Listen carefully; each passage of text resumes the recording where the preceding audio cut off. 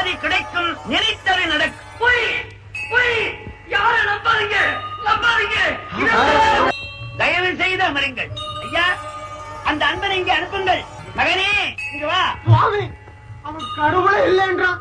நீங்க சொல்றது ஒவ்வொன்றும் பொய்யன்றான். அவனை போய் மேடைக்கு கூப்பிடுறீங்களே. ஆத்திரப்படாது. உண்டு இல்லை என்ற பிரச்சனை இன்று நேற்றல். உலகம் தோன்றிய நாள் தொட்டு உண்டு. இல்லை என்பதனாலே உண்டு என்பவர்களுக்கு உணர்ச்சி உண்டாகும்.